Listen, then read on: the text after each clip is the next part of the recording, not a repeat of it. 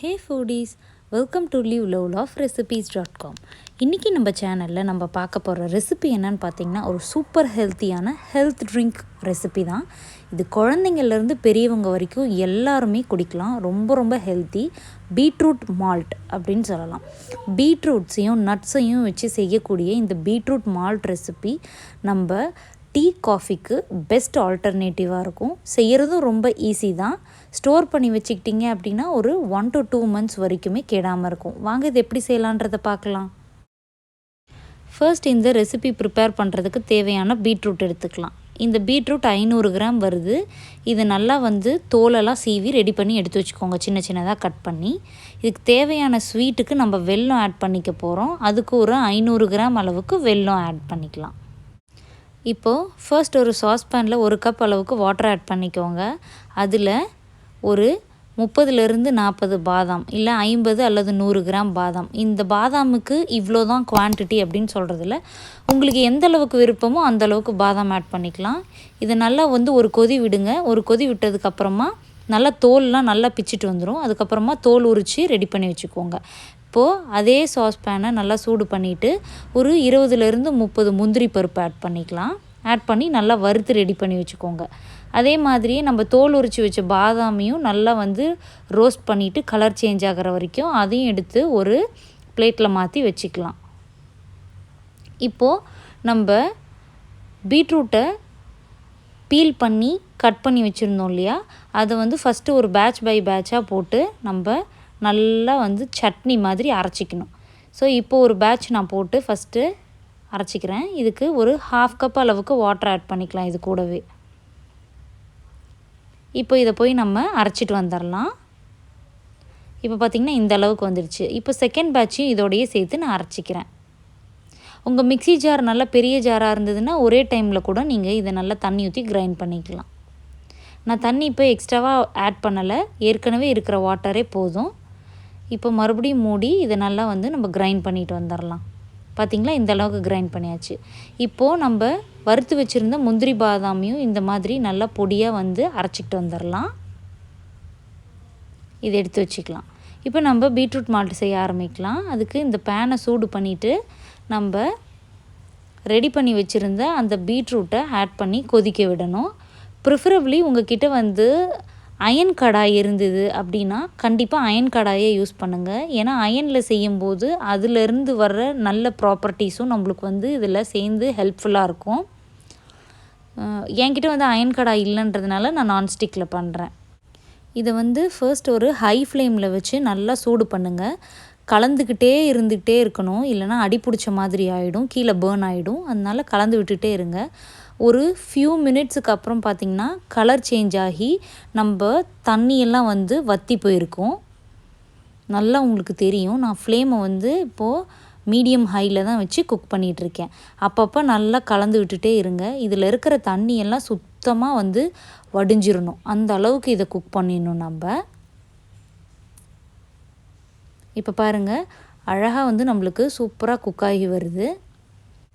2 minutes once இதை நல்லா கலந்து விட்டுக்கிட்டே இருங்க. அப்போ தான் நம்மளுக்கு சூப்பராக கிடைக்கும். இந்த ரெசிபியை பொறுத்த வரைக்கும் பார்த்திங்கன்னா இதில் ஹீமோக்ளோபினை இன்க்ரீஸ் பண்ணுறதுக்கான எல்லா விஷயங்களும் அடங்கியிருக்கு. அது மட்டும் இல்லாமல் வைட்டமின், ஃபோலேட், மேங்கனீஸ், பொட்டாசியம் அப்படின்னு சொல்லிட்டு நமக்கு உடம்புக்கு தேவைப்படுற முக்கியமான சத்துக்கள் எல்லாமே இந்த பீட்ரூட் மால்ட்டில் இருக்குது. இது பார்த்திங்கன்னா நம்மளோட பிளட் ப்ரெஷர் லெவலை மெயின்டைன் பண்ணுறதுக்கு ஹெல்ப் பண்ணுறதோட மட்டும் இல்லாமல் நம்மளோட பிரெயின் டெவலப்மெண்ட்டை பூஸ்ட் பண்ணுறதுக்கும் இந்த பீட்ரூட் மால்ட் ரொம்பவே ஹெல்ப்ஃபுல்லாக இருக்குது. கூடவே இது நம்ம தொடர்ந்து சாப்பிட்றதுனால நம்மளோட கொலஸ்ட்ராலோட லெவலும் கண்ட்ரோல்டாக இருக்கும். இப்போ பார்த்திங்க அப்படின்னா சுத்தமாக நம்ம ஆட் பண்ண தண்ணி எல்லாமே வற்றிடுச்சு. இந்த ஸ்டேஜில் இதுக்கு நம்ம ஸ்வீட்னர் ஆட் பண்ண போகிறோம். நம்ம ஏற்கனவே மெஷர் பண்ணி வச்சுருந்தோம் இல்லையா வெல்லம், அதை நல்லா தூளாக ஆக்கிட்டு அதை நம்ம இதில் ஆட் பண்ணிக்க போகிறோம். எப்போவுமே equal quantity of jaggery add பண்ணிக்கோங்க. அதாவது 500 கிராம் அளவுக்கு நீங்கள் பீட்ரூட் எடுத்தீங்க அப்படின்னா 500 கிராம் அளவுக்கு நீங்கள் ஜாகரி ஆட் பண்ணிக்கோங்க. இப்போது நம்மளுக்கு நான் எடுத்த குவான்டிட்டிக்கு எனக்கு 1.25 கப் அளவுக்கு கிட்ட ஜாகரி கிடச்சிது. இப்போது ஜாகரியையும் இந்த பீட்ரூட்டையும் நல்லா மிக்ஸ் பண்ணி விடுங்க. ஒரு ஃபியூ மினிட்ஸ் வந்து இது நல்லா கலந்து வர்றதுக்கு எடுக்கும். அதுக்கப்புறமா நல்லா நம்மளோட ஹல்வா மாதிரி நல்லா கொதிக்க ஆரம்பிச்சிரும். இப்போ பார்த்திங்கன்னா கொஞ்சம் கொஞ்சம் கெட்டியாக இருக்கிற அந்த வெல்லமும் போக போக நல்லா வந்து கரைஞ்சி பீட்ரூட்டோடு மிக்ஸ் ஆகி வந்துடும். இப்போ பாருங்கள், கிட்டத்தட்ட நம்மளுக்கு ஒரு அல்வா மாதிரியே கிடச்சிருக்கு. இதை நல்லா வந்து நம்ம மறுபடியும் ஒரு மீடியம் ஹை ஃப்ளேம்லேயே வச்சு கலந்து விட்டுக்கிட்டே இருக்கணும். இதோட பதம் அப்படின்னு பார்த்திங்கன்னா இதெல்லாம் ஒன்று திரண்டு ஒரு மாசாக வரும். அப்போ வந்து நீங்கள் நடுவில் ஒரு கோடு போட்டிங்க அப்படின்னா அது வந்து அப்படியே இருக்கணும், ரன்னியாக இருக்கக்கூடாது. அதுதான் வந்து இதோட பதம். இப்போது ஒரு ஃப்ளேவருக்காக 2 generous pinches ஆஃப் க்ரீன் கார்டமம்மை ஆட் பண்ணிக்கலாம். உங்கள் கிட்ட ஏலக்காய் தூள் இல்லை அப்படின்னா லைட்டாக ஒரு 1/2 teaspoon அளவுக்கு சுகர்லேயோ இல்லை வெல்லத்துலேயோ போட்டு இந்த க்ரீன் கார்டமம் அடிச்சிங்க அப்படின்னா நல்லா மிக்ஸ் ஆகி வந்துடும். அதுக்கப்புறமா நீங்கள் அதை யூஸ் பண்ணிக்கோங்க. இப்போ இந்த மாதிரி ஒரு கோடு போட்டால் பாருங்கள், அப்படியே நிற்கிது பார்த்தீங்களா? இதுதான் நம்மளுக்கு கரெக்டான பதம். ரன்னியாக இருக்கக்கூடாது, அதே சமயத்தில் ரொம்பவும் கெட்டிமாக ஆகிடாமல் பார்த்துக்கோங்க. இந்த ஸ்டேஜில் நம்ம வறுத்து பொடிச்சு வச்சுருந்தோம் இல்லையா நட்ஸு, அதாவது பாதாம் அண்ட் கேஷ்யூஸு, அதை வந்து இதில் நம்ம ஆட் பண்ணிக்க போகிறோம். ஆட் பண்ணிவிட்டு இதையும் வந்து நம்ம நல்லா கலந்து விட்டுக்க போகிறோம். இது எல்லாமே ஒன்று சேர்ந்து ஒரு 3-4 நிமிஷம் குக் பண்ணுங்கள் போதும். ரொம்ப அதிகமாக குக் பண்ணணுன்ற அவசியம் இல்லை. இப்போ இது எல்லாமே நல்லா மிக்ஸ் ஆகிடுச்சு இல்லையா? இதை நம்ம வந்து இப்போது இறக்கி வச்சிடலாம். இறக்குனதுக்கப்புறம் தான் முக்கியமான விஷயமே இருக்குது. இதை ஸ்ட்ரெயிட்டாக நம்ம வந்து ஃபேன் எங்கே நல்லா வேகமாக காற்று வருதோ அந்த இடத்துல எடுத்துகிட்டு போய் உட்காந்துருங்க. உட்காந்துட்டு இதே மாதிரியே நம்ம கிளறி கொடுத்துட்டே இருக்க வேண்டியதுதான். இப்போ பாருங்கள், நான் போய் ஹாலில் உட்காந்துட்டேன். ஃபேன் காற்றுல நல்லா இதை வந்து கலந்து கொடுத்துட்டே இருக்கணும். ஃபஸ்ட்டு கொஞ்சம் கொஞ்சமாக திக்காக ஆரம்பிக்கும். நம்ம கலந்து விடுறதுக்கே கொஞ்சம் கஷ்டமாக இருக்கும்.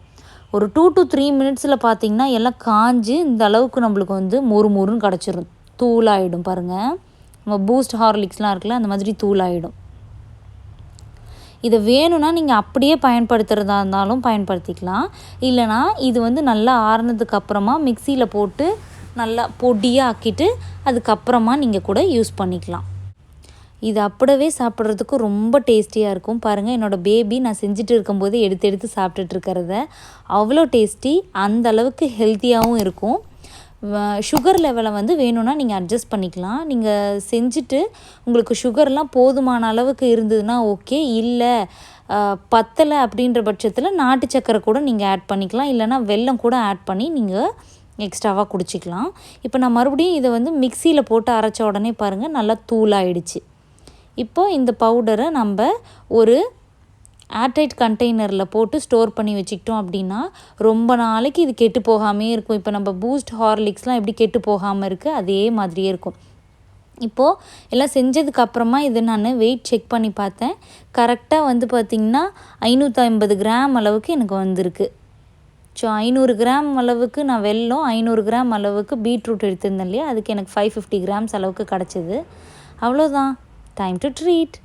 அப்படியே வந்து சூடாக இருக்கிற பாலில் நம்ம இதை கலந்து கொடுத்தோம் அப்படின்னா ரொம்ப ரொம்ப டேஸ்டியாக இருக்கும். பூஸ்ட் ஹார்லிக்ஸ்லாம் கூட சுட சுட குடித்தா தான் நம்மளுக்கு டேஸ்டியாக ஃபீல் பண்ணுவோம். ஆனால் இது வந்து பார்த்திங்கன்னா கிட்டத்தட்ட வந்து பாதாம் பால் மாதிரி தான் இருக்கும். அதனால் ஆறுனதுக்கப்புறமாவும் குடிக்கலாம், இல்லை ஃப்ரிட்ஜில் வச்சுட்டு கூட நீங்கள் குடிக்கலாம். ரொம்ப டேஸ்டியாக இருக்கும். கண்டிப்பாக இந்த ஹெல்த் ட்ரிங்க்கை நீங்களும் ட்ரை பண்ணி பார்த்துட்டு எப்படி வந்ததுன்றதை காமெண்ட்ஸில் சொல்லுங்கள். இந்த ரெசிபி உங்களுக்கு பிடிச்சிருந்ததுன்னா மறக்காமல் நம்ம சேனலை சப்ஸ்கிரைப் பண்ணுறதோட மட்டும் இல்லாமல் உங்கள் ஃப்ரெண்ட்ஸ் அண்ட் ரிலேட்டிவ்ஸ்க்கும் ஷேர் பண்ணுங்கள். மறக்காமல் செஞ்சு பார்த்துட்டு எப்படி வந்ததுன்றதை காமெண்ட்ஸ்லேயும் சொல்லுங்கள். தேங்க்ஸ் ஃபார் வாட்சிங்.